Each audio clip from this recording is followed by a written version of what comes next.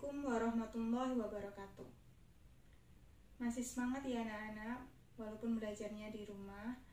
Oke, hari ini kita melanjutkan materi minggu lalu, yaitu koordinat kartesius.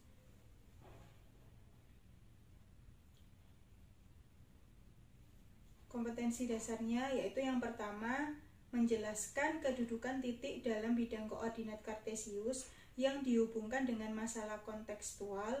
Yang kedua, menyelesaikan masalah yang berkaitan dengan kedudukan titik dalam bidang koordinat.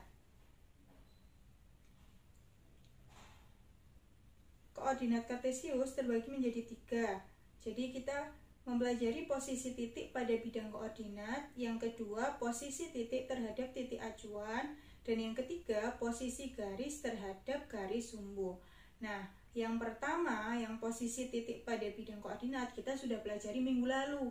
Nah, hari ini kita akan mempelajari yang poin B dan poin C, posisi titik terhadap titik acuan dan posisi garis terhadap sumbu.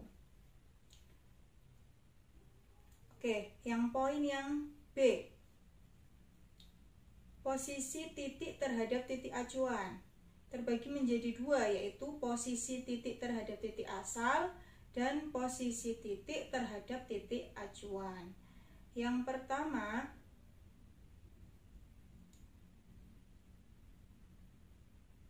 posisi titik terhadap titik asal 0,0.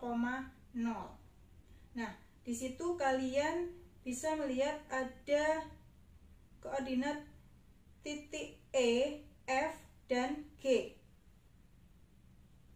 Nah, kalau dilihat dari titik asalnya, ya, untuk titik E 2 satuan ke kanan, 2 satuan ke atas. 2 satuan ke kanan berarti X-nya 2, 2 satuan ke atas berarti Y-nya 2. Jadi koordinat titik E 2,2. Kemudian titik F. Titik F Kemudian titik F. Titik F di sini 2 satuan ke kiri. 2 satuan ke kiri artinya nilai X-nya negatif 2. Kemudian 1 satuan ke atas. Jadi nilai Y-nya 1. Maka koordinat titik F negatif 2,1. Kemudian titik G. Titik G di sini 1, 2, 3. 3 satuan ke kiri. Kemudian 1, 2, 3. 3 satuan ke bawah. 3 satuan ke kiri berarti X-nya negatif 3.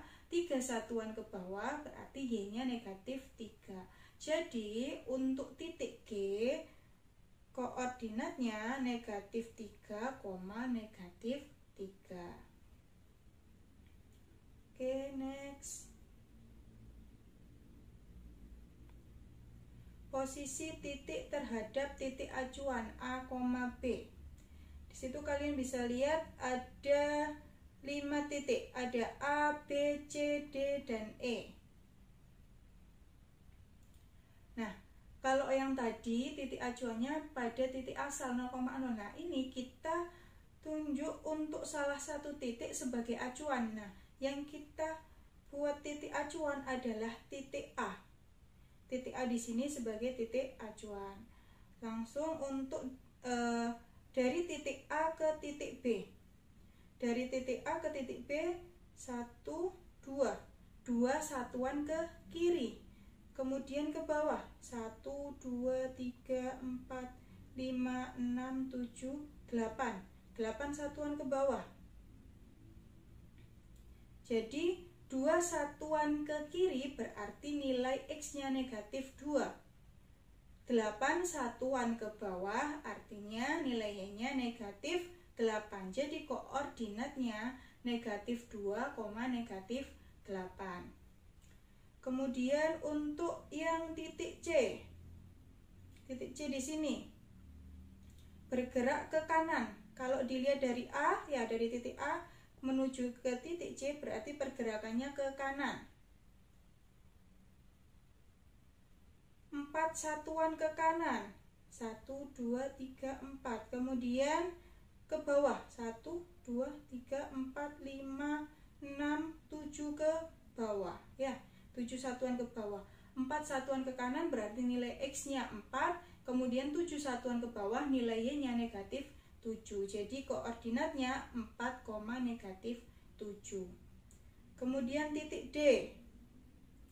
Titik D di sini pergerakannya ke kanan. 9 satuan. 1, 2, 3, 4, 5, 6, 7, 8. 9 satuan ke kanan. Kemudian ke arah bawah 1 satuan. Ya, jadi 9, negatif 1. Lanjut untuk yang E. Untuk yang E juga pergerakannya sama. Kalau dari A ke titik E pergerakannya dari kanan, berjalan ke kanan, kemudian ke bawah. Ke kanan 10 satuan, kemudian ke bawah 1, 2, 3, 4, 5 satuan. Jadi koordinat titik E 10, negatif 5.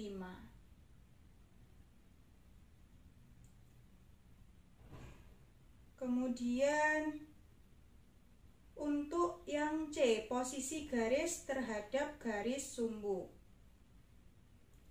Nah, terbagi menjadi 3. Yang pertama posisi garis sejajar, yang kedua posisi garis tegak lurus, dan yang ketiga posisi garis berpotongan. Posisi garis sejajar.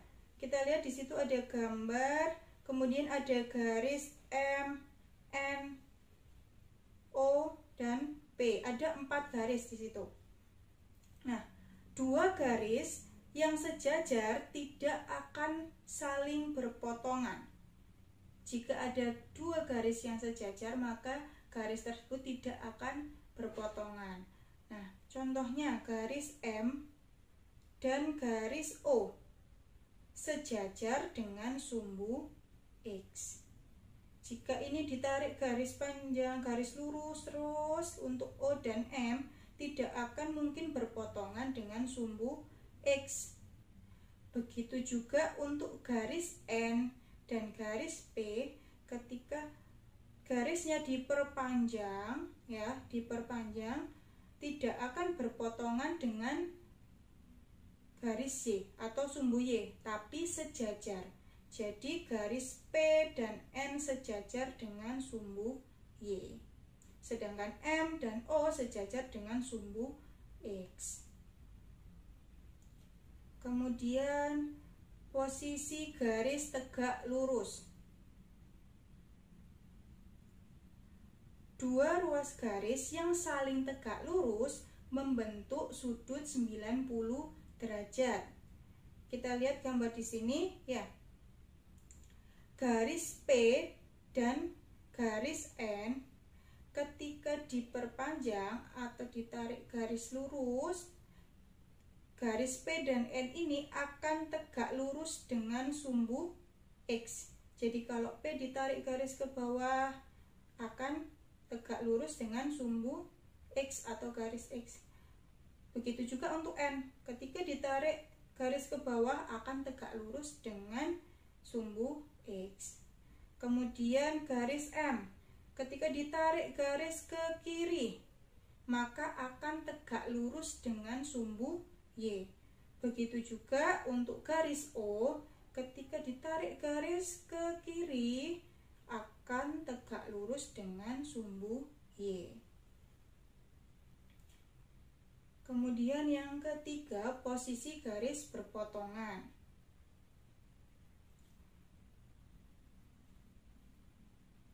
Garis K ya, di sini ada 2 garis K dan garis L. Nah, garis K di sini berpotong atau memotong sumbu X dan sumbu Y. Jadi garis K di sini memotong sumbu X dan sumbu Y. Kemudian di sini ada garis L. Nah, garis L di sini juga memotong sumbu X. Jika garis L ini ditarik terus garisnya, maka garis L ini juga akan memotong sumbu Y. Jadi kedua garis ini memotong sumbu X dan sumbu Y. Oke, jadi itu materi yang kita pelajari hari ini untuk koordinat kartesius. Kalian pelajari lagi supaya kalian lebih paham. Setelah itu kalian coba kerjakan latihan soal ini. Yang pertama, kalian menentukan koordinat Pasar Genteng dan Taman Prestasi dengan titik acuan SMPM 2 Surabaya.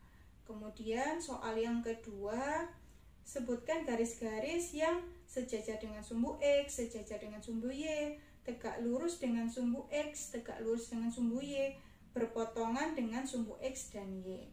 Kalian coba kerjakan agar kalian bisa lebih memahami materi ini. Alhamdulillah, cukup sekian untuk materi hari ini. Semoga materi hari ini bisa bermanfaat buat kalian. Wassalamualaikum warahmatullahi wabarakatuh.